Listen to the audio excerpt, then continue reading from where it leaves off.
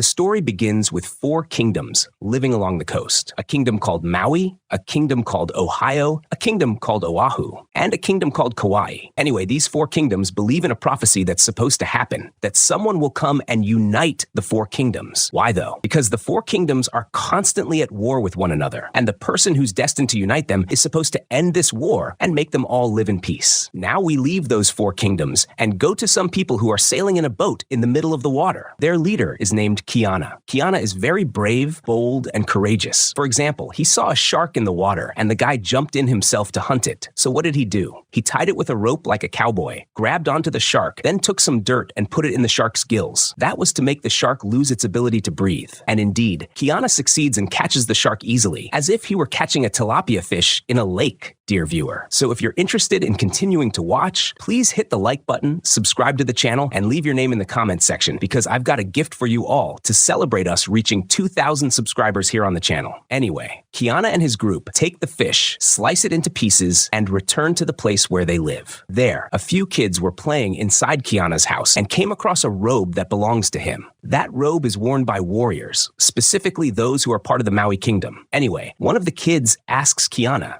saying, "Why?" And what did Kaʻiana say? The kid asked him, "Why did you leave your high position in Maui and come live here?" So Kaʻiana told him that he was extremely tired of war and just wanted to live in peace, which is why he left Maui and came to live here. After that, his wife Kapoʻi comes to him and says, "What's this? I can see you treat kids well. How about we have a child?" Then she goes, "Actually, you know what? We're going to have a child. I'm not going to wait for your approval." And it's clear that Kapoʻi really wants to start a family with Kaʻiana.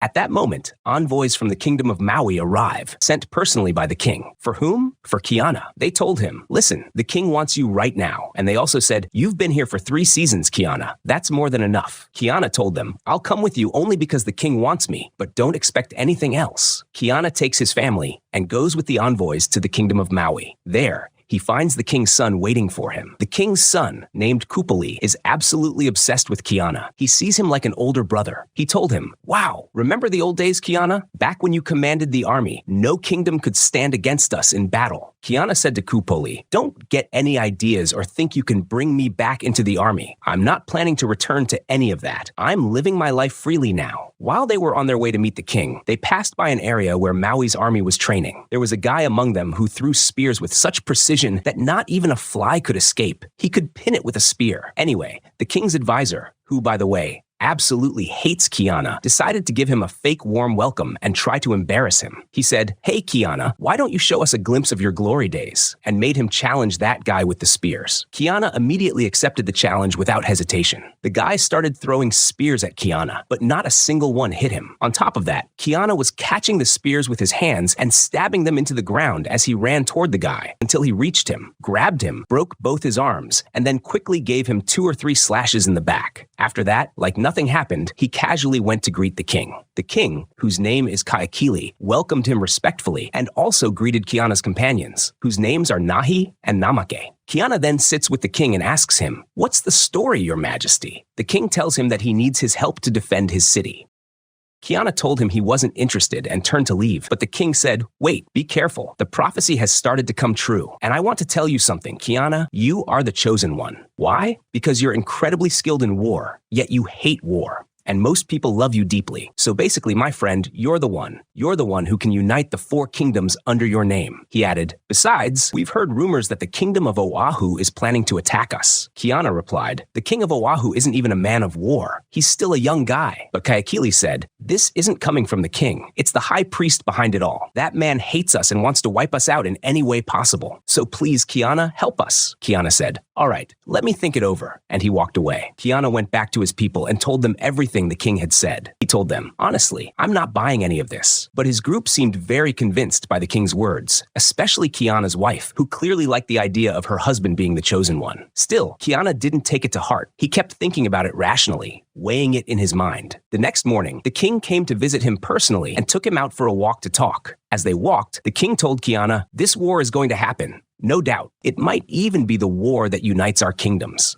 And Kaʻiana, you need to be part of it because you're the best man alive when it comes to leading battles. Then he took him to a hut that had something strange inside. Kaʻiana asked, "What's inside this hut, if you don't mind me asking?" The king said, "It's your father's remains." You see, Kaʻiana, the high priest of Oahu was trying to get to your father's remains so he could desecrate them. But thankfully, we managed to recover them before he got to them. Take them, Kaʻiana, and give your father a proper burial. At that moment, Kaʻiana felt really touched by what the king did. He took his father's remains and brought them back to his people. And just like that, he threw them into the fire. And then they all start crying and mourning as if he had just died, and that night passes. The next day, Kaʻiana is standing on the shore when a prophetess named Taula approaches him. She's known for predicting future events, or at least parts of them. Kaʻiana asks her, "Give me advice. Should I go to this war or not?" Taula tells him, "Hold your father's hands." Kaʻiana replies, "What do you mean? Hold my father's hands? I don't get it. I just burned him yesterday." She says, "You'll understand it on your own," and then suddenly vanishes. So Kaʻiana goes back to his people, and there, his wife comes to speak with him. Kaʻiana tells her what Taula said, but admits he doesn't understand any of it. At that moment, Kupoʻi says, "Now I get it. Here, take this weapon. It belonged to your father. The warriors of Maui just brought it to me a little while ago. And since your father always held this weapon in his hands, Taula probably meant that you should hold it in his place, which means you need to take part in this war." That explanation spins Kiana's mind around, and he finally agrees to join the war alongside the king of Maui. He prepares himself, puts on his war robe again, and that strange, weird, intimidating helmet. Then he goes to meet King Kahekili. Kaʻiana says, "Now listen carefully and open your ears wide. I want you to take your army to the shores of Ohio, but don't attack. Just hold your position. That way, the city of Oahu will send out their army to defend it. At that moment, I'll enter from the east side and make my way to the temple. I'll grab their high priest and crush him and snap his neck. After that, I'll secure the young king. Then you can enter the city." Kahekili says, "Sounds perfect. Let's go." So Kaʻiana and his group say goodbye to Hiki, since she's not a warrior, and they leave her behind in Maui. As for the rest, they all go with Kaʻiana, even his wife, because she's a warrior. Kaʻiana enters from the eastern side of Oahu, where he finds some warriors waiting for him. They try to resist him, but Kaʻiana takes them all down and flattens them. And while the battle is still going on, Kaʻiana spots Taula among the people. But this time, she's dressed in all black. Her eyes are black too, and her face shows clear fear and sorrow. Then, she suddenly vanishes into thin air. Kaʻiana immediately feels that something is wrong, so he warns his people and tells them, "Open your eyes. Something's not right." They keep moving forward, and they run into another group trying to block their way. But it turns out these people are just farmers, not warriors. So Kaʻiana refuses to harm them. At that exact moment, he hears the sound of Maui's war horn giving the command to attack the city. Kaʻiana gets upset because he had told the king not to move from his position. But the king went ahead and entered the city anyway, and he does something very strange. He starts killing everyone in his path, old or young, anyone at all. He wipes them all out. Kupoli, his son, is in total shock at what his father is doing. His face clearly shows that he had no idea this was going to happen. His father had kept his true intentions hidden from him. And not only that, Kahekili then storms into the city's temple and also kills everyone inside before setting the temple on fire. By the time Kaʻiana arrives, Kahekili has already killed everyone. When Kaʻiana sees the scene of all the corpses, he's deeply disturbed. And he's even more upset when he sees the king holding the young king of the city and killing him in cold blood. Kaʻiana confronts him and says, "This isn't what we agreed on. You lied to me." Kahekili responds, "Listen, I'm forcing the prophecy to happen. It won't happen on its own, so I'm making it happen myself. I plan to invade all the kingdoms and bring them under my name. And then peace will finally come, God willing." Kaʻiana doesn't like what he hears at all. He's furious and walks away from the king. At that moment, Kupoli runs after him and tells him, "I swear I didn't know anything about what my father was planning." Kaʻiana tells him, "Whether you knew or not, the blood of these people is on your father's hands, and yours too. It's on all of us, because we helped him." And then he walks away from him too. So at that moment, Kupoli told his father's advisor, "Keep an eye on Kaʻiana, and if you see him about to do anything suspicious, come tell me. Don't act on your own. Don't do anything." Now we cut back to Maui, specifically to a hidden cave in a remote area that no one knows about. There's a girl there named Kahumanu. Her mother? She's the sister of King Kahekili. But Kahekili has no idea that Kahumanu even exists, because this girl is the daughter of the former chief of the Kingdom of Ohio, or rather, the one who used to rule Ohio. That chief is now dead, and a new leader has taken his place. Anyway, the man who raised her comes to her and tells her that her uncle Kahekili did what he did in Oahu, so her presence here is now dangerous, and she needs to be taken away to Ohio. He also tells her he's planning to marry her off to the new chief of Ohio. And keep in mind, Ohio is the sworn enemy of Maui, but Kahumanu isn't okay with any of this. She doesn't want to marry someone she's never even seen. She's extremely upset and leaves to be alone for a while. Back in Oahu, Kupoli storms in to confront his father and says, "What did you just do? Why didn't you tell me your plan from the beginning? Dad, what you did was wrong. You wiped out innocent people. We had no issues with them. Now you've created conflict, and the other kingdoms are definitely going to turn against us." His father says, "Don't worry, kid. I already told you. I have a plan, and I'm going to carry it out." He then tells his son to send 2 men to bring Kaʻiana to him because he wants to speak with him. The 2 men go to Kaʻiana and take him away from his people to bring him to the king. But when the king arrives at the meeting place, he doesn't find Kaʻiana. He only finds the 2 men lying dead. Kaʻiana had already taken them out. The king gets furious and says to his son, "Listen, I want Kaʻiana alive. There's some bone or something he's supposed to grind or sniff or rub. I'm not really sure, man. These tribal folks have all kinds of weird stuff going on, dear viewer." But it turns out that Kaʻiana had already taken a boat, gathered his people, and escaped, heading back to Maui.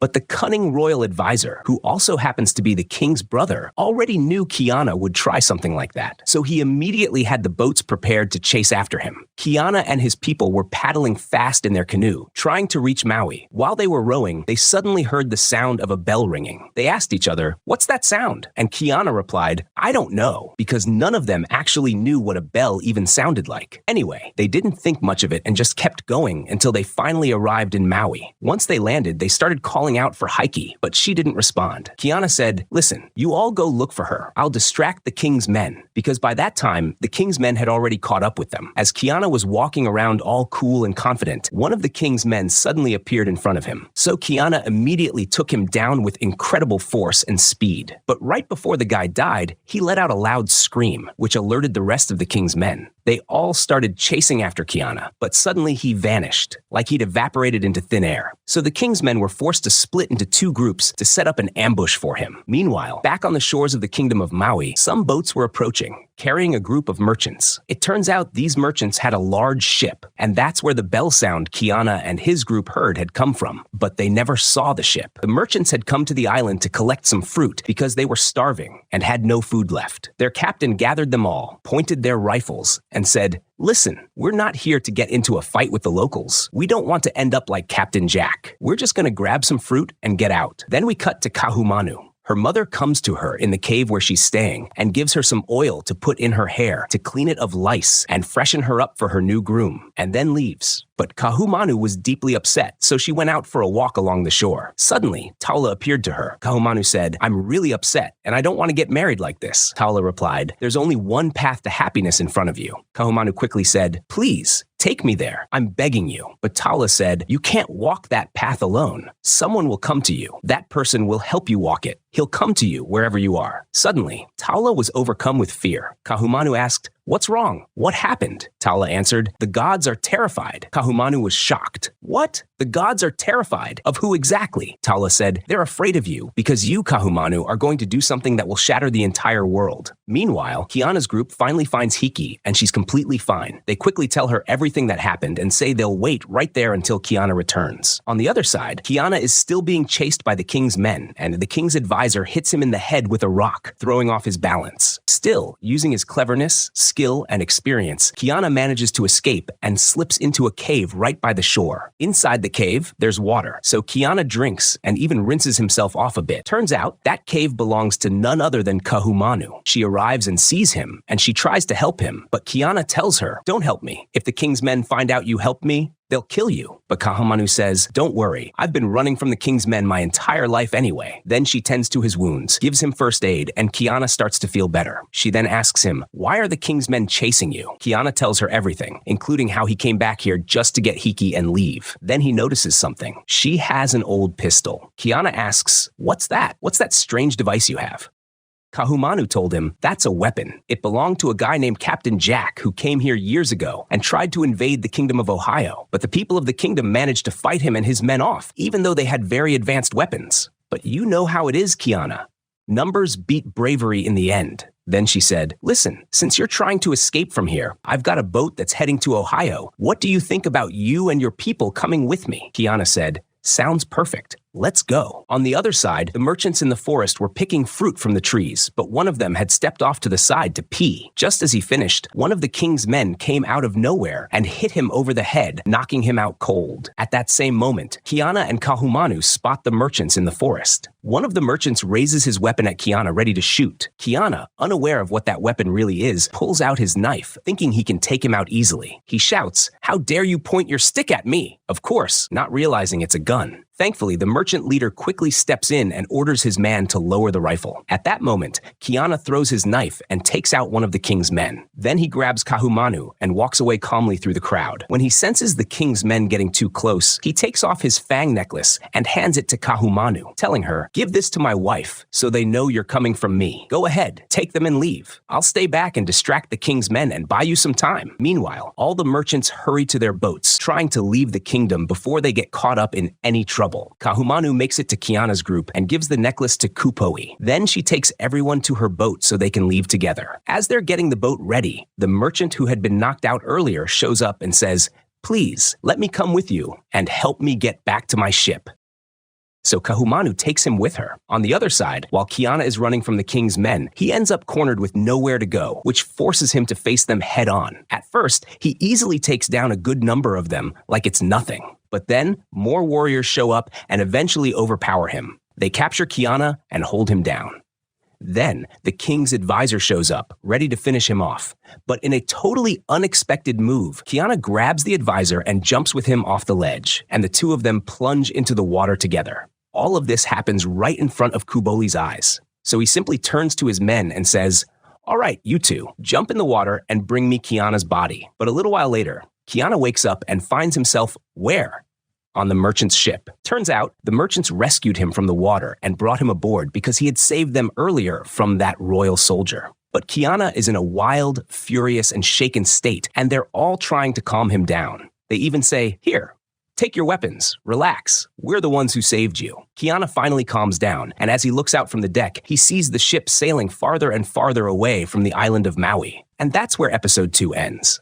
Like I told you, this show releases just one episode per week, so until episode 3 drops, go ahead and hit that like button, leave a comment, and share the video so it can reach more people. And if this is your first time hearing me and you're not yet subscribed to the channel, come on now. Subscribe and hit the bell so you get notified every time a new video comes out. This summary was written, edited, and recorded by me. Stay safe. I love you all.